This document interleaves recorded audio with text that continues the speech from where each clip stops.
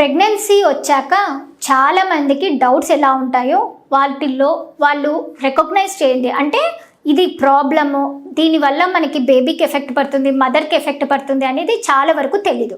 So అవి ఏంటి, ఆ డేంజర్ సైన్స్ అంటే ఏంటి, ఆ డేంజర్ సిమ్టమ్స్ అంటే ఏంటి, అంటే డేంజర్ కారణాలు అనేది ఏంటి అని చెప్పుకొని వస్తే యాక్చువల్గా ఫస్ట్ ఏంటంటే తల్లికి ఉండాల్సింది ఏంటి, హిమోగ్లోబిన్ అంటే రక్తం అనేది కరెక్ట్గా ఉండాలి. రక్తం సరిగ్గా లేకపోతే మనకి ఏమవుతుంది, బాడీలో రక్తం తక్కువైనప్పుడు గర్భసంచి దగ్గర కూడా రక్తం తక్కువైపోతుంది. అది బేబీకి పోయే కార్డ్స్ నుంచి కూడా, ప్లసెంటా నుంచి కూడా బేబీకి వెళ్ళే దాంట్లో ఫుడ్, న్యూట్రియంట్స్ ఇవన్నీ కూడా తక్కువైపోతాయి. సో బేబీ గ్రోత్ అనేది తక్కువైపోతుంది, ఉమ్మినీరు కూడా తగ్గిపోతుంది. సో ఇది ఖచ్చితంగా మనం గుర్తుపెట్టుకోవాల్సిన విషయం.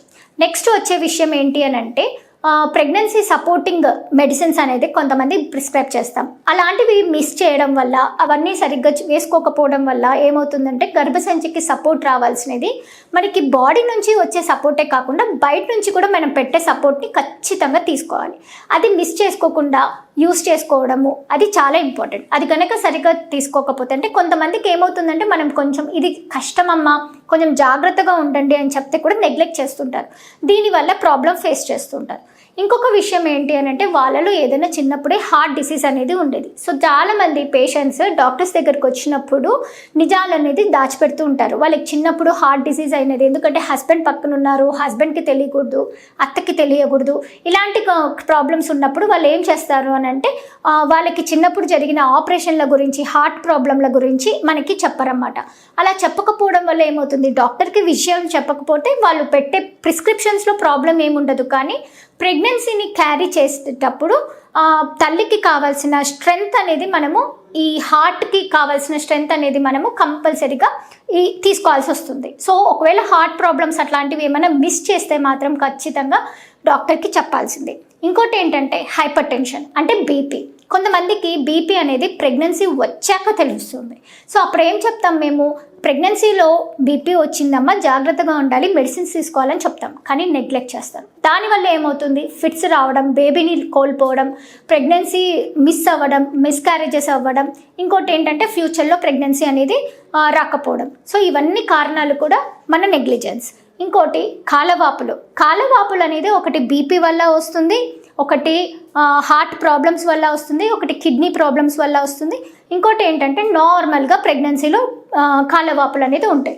సో నార్మల్గా ప్రెగ్నెన్సీలో కాలవాపులు ఎలా ఉంటాయి అని అంటే రాత్రి పడుకొని లేసాక మార్నింగ్ కల్లా తగ్గిపోతాయి, ఫేస్లో వాపులు కూడా తగ్గిపోతాయి. సో ఇది నార్మల్ అని అనుకోవాలి.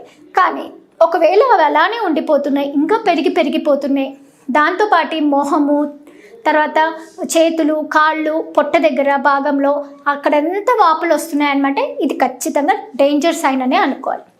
అలానే డయాబెటీస్ అంటే షుగర్ వల్ల కూడా ప్రెగ్నెన్సీలలో బేబీకి సడన్గా ఐయుడీస్ అయ్యేది, అంటే బేబీ లోపలనే చనిపోయే అవకాశాలు అనేది ఉంటాయి. సో ఎప్పటికప్పుడు ఒక 6 నెలల తర్వాత కూడా కంపల్సరీగా డాక్టర్స్ దగ్గరికి వెళ్ళి హార్ట్ రేట్ కానీ, లోపల పిండం బాగా ఉందా, లేకపోతే ఉమ్మనీరు పెరుగుతుందా, తగ్గుతుందా, ఇవన్నీ చెక్ చేయించుకునేది చాలా వరకు ఇంపార్టెంట్.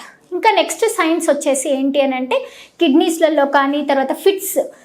చాలామంది ఏంటంటే ఫిట్స్ ఎప్పుడో చిన్నప్పుడు వచ్చాయి మేడం, మాకు తర్వాత తెలీదు, ప్రెగ్నెన్సీ వచ్చాక 9వ నెలల టైంలలో ఫిట్స్ వస్తున్నాయి, సో ఇంతకుముందు లేవు ఇప్పుడు వచ్చాయి, మేము టాబ్లెట్స్ అన్నీ మానేసినామని చెప్తుంటారు. కానీ చిన్నప్పుడు ఒక్కసారి వచ్చినా 2 సార్లు వచ్చినా ఫిట్స్ కిందికే తీసుకోవాలి. దానికి కావాల్సిన జాగ్రత్తలు మనం తీసుకోవాలి. అవి ప్రివెంట్ చేసుకోవాల్సిన టాబ్లెట్స్ అనేది కూడా చాలా చాలా చాలా ఇంపార్టెంట్. ఇంకోటి ఏంటి అని అంటే కొంతమందికి ఏంటంటే ఇప్పుడు ఐవీఎఫ్ ట్రీట్మెంట్ తీసుకునేటప్పుడు కంపల్సరీగా కొంచెము స్పాటింగో, బ్లీడింగో అలాంటివి ఉంటుంది. ఎక్కువ బ్లీడింగ్ అవుతుంది అని అంటే మాత్రం భయపడే విషయాలు అనేది ఉంటుంది, ప్లస్ మిస్క్యారేజెస్ అనేది ఉంటుంది. సో బ్లీడింగ్ ఎక్కువ అవుతుంది, లేకపోతే కొంచెం బ్లీడింగ్ అవుతుంది అంటే కూడా డాక్టర్స్కి మనం ఇన్ఫార్మ్ చేయాలి. ఇంకోటి ప్లెసెంటా అనేది ఒక్కొక్కసారి కింద ఫామ్ అయ్యి ఉంటుందన్నమాట. కిందికి వచ్చినప్పుడు ఏమి అంటే ఎక్కువ సిజేరియన్లు అయినప్పుడు, తర్వాత ఫామ్ అయ్యేటప్పుడు అది అబ్నార్మల్గా ఫామ్ అయ్యేటప్పుడు, లేకపోతే మాయలోనే అబ్నార్మాలిటీ ఉన్నప్పుడు, కిందికి ఉన్నప్పుడు ఏమవుతుంది, స్పాటింగో, బ్లీడింగో ఏదో ఒకటి కనిపిస్తుంది.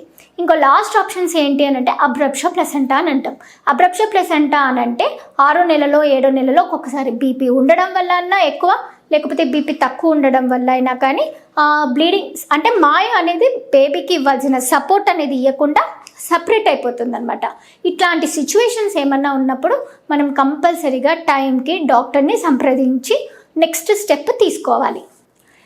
పెళ్ళైనాక ఎన్ని సంవత్సరాల వరకు పిల్లల కోసం ట్రై చేయొచ్చు, మనం అంటే స్పాంటేనియస్గా ట్రై చేయొచ్చు, లేకపోతే ఎంత తొందరపడాలి పిల్లల కోసం, సో ఎలాంటి అడ్వైజెస్ ఉంటాయి, ఇవన్నీ తెలుసుకోవాలి అని అంటే ఖచ్చితంగా మీరు ఫర్టిలిటీ స్పెషలిస్ట్ని కలవాలి. సో యాక్చువల్గా ఏంటి, ఫర్టిలిటీ స్పెషలిస్ట్కి నార్మల్గా ఏంటి అని అంటే ఆల్రెడీ బయట చాలా వరకు ట్రీట్మెంట్ అంతా చేయించుకోను, లేకపోతే ఇర్రెగ్యులర్గా ట్రీట్మెంట్ తీసుకోవడము, లేకపోతే వాళ్ళకి ఎగ్ అనేది సరిగ్గా ఫామ్ అవ్వడము, రిలీజ్ కాకపోవడము, వాళ్ళు చాలా ఇయర్స్ నుంచి ట్రై చేస్తున్నా కానీ ప్రెగ్నెన్సీ రాకపోతే మనం ఫర్టిలిటీ స్పెషలిస్ట్ని కలవాలి. ఏంటంటే యాక్చువల్గా 30 సంవత్సరాల లోపల వాళ్ళైతే ప్రెగ్నెన్సీ కోసం స్పాంటేనియస్గా పెళ్ళైనాక ఒక 2 ఏళ్ల వరకు ట్రై చేయొచ్చు. కానీ ఇప్పుడు సిచ్యువేషన్స్లో సంవత్సరంన్నర వరకు ట్రై చేయొచ్చు. కానీ వీళ్ళల్లో ఏంటి, ఖచ్చితంగా అన్నీ నార్మల్గా ఉండాలి. అదే 35 సంవత్సరాల తర్వాత కంపల్సరీ మేము ఇప్పుడున్న సిచ్యువేషన్స్లో పెళ్ళికి ముందే వాళ్ళలో ఏఎంహెచ్ టెస్ట్ కొంతమంది చేయించుకుంటున్నారు అన్నమాట. మేడం మాకు అసలు ఎగ్స్ ఉన్నాయో లేదో నేను భయం వేస్తుంది, పెళ్ళైతుంది నెక్స్ట్, సో ఫర్టిలిటీ ఇష్యూస్ ఏమైనా వస్తాయా అని ముందు జాగ్రత్తగా చూసుకుంటున్నారు. సో మగవాళ్ళల్లో కూడా చాలామందికి స్పర్మ్స్ అనేది ఉన్నాయా లేదా అన్న డౌట్ చాలా వరకు ఉంటుంది. సో వాళ్ళల్లో కూడా 35 సంవత్సరాల లోపల ఉన్న మగవాళ్ళైనా కానీ 35 సంవత్సరాల తర్వాత ఉన్న మగవాళ్ళల్లో కానీ ఖచ్చితంగా పెళ్ళైనాక 6 నెలల లోపల ప్రెగ్నెన్సీ అనేది రావడం లేదు అని అంటే కంపల్సరీగా ఫర్టిలిటీ స్పెషలిస్ట్ని కన్సల్ట్ అవ్వాలి. నేను doctor Sushruta, Kurnool 49 fertility centre consultant. So యాక్చువల్గా ఏంటి, ఇవన్నీ సిచ్యువేషన్స్లలో అసలు ఏం అడ్వైస్ తీసుకోవాలి, 30 సంవత్సరాల లోపల అయితే 2 years వెయిట్ చేసినా పర్వాలేదు. సో ఎందుకంటే ఇప్పుడు చదువుల కోసం, తర్వాత వాళ్ళు సెటిల్ అవ్వాలని ఈ స్ట్రెస్లన్నీ చాలా ఉన్నాయి.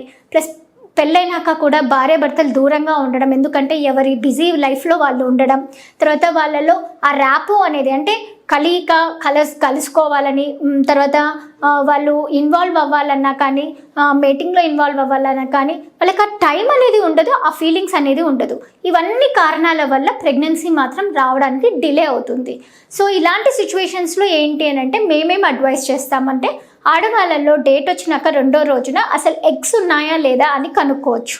తర్వాత వాళ్ళకి ఏఎంహెచ్ టెస్ట్ అనేది చూస్తాం, మగవాళ్ళల్లో కణాల టెస్ట్ చూస్తాం, వీటితో పాటు హార్మోన్స్ అనేది చూస్తాం. ఆడవాళ్ళల్లో డేట్ వచ్చిన 10వ రోజు, 12వ రోజు, 14వ రోజు ఫాలిక్యులర్ స్టడీ, అంటే ఫాలికల్ అనేది ఎగ్ అనేది పెరుగుతుందా, పెరిగినాక ఇంకా ఇంక్రీజ్ అవుతుందా, సైజు పగిలిపోతుందా, అంటే ఓవ్యులేషన్ జరుగుతుందా లేదా అనేది తెలుసుకోవడానికి స్కానింగ్ అనేది అడ్వైస్ చేస్తాం. వీటితో పాటు కొన్ని హార్మోన్స్ కూడా అడ్వైస్ చేస్తాం. సో ఆ టైంలలో ఇప్పుడు మామూలుగా ఏంటి, భార్యాభర్తలు కలవాలంటే ఏ టైంలో కలవాలి, ఏ రోజుల్లో కలవాలనేది డౌట్ ఉంటుంది. సో డేట్ వచ్చినాక 8వ రోజు నుంచి 16వ రోజు వరకు వైఫ్ అండ్ హస్బెండ్ దగ్గర ఉండాలని మేము కూడా అడ్వైస్ చేస్తుంటాం. ఇలాంటి సిచ్యువేషన్స్లో ఒకవేళ వాళ్ళకి కుదరట్లేదు, కలవడానికి టైం సరిపోవట్లేదు అని అంటే కంపల్సరీగా ఫాలిక్యులర్ స్టడీ చేయించుకొని ఓవ్యులేషన్ టైంలో వాళ్ళు ప్లాన్ చేసుకుంటే మాత్రం ప్రెగ్నెన్సీ అనేది ఛాన్సెస్ ఇంక్రీజ్ అవుతుందని చెప్పుకోవచ్చు. సో హార్మోన్స్ టెస్ట్ మగవాళ్ళలో అవసరమా లేదా అని చాలామందికి డౌట్స్. కానీ ఈ హార్మోన్స్ వల్ల కూడా స్పర్మ్స్ అనేది చాలా వరకు ఎఫెక్ట్ అవుతుంది, క్వాలిటీ, మోటిలిటీ, తర్వాత నార్మల్ కౌంట్ కూడా డిఫెక్ట్ పడుతుంది.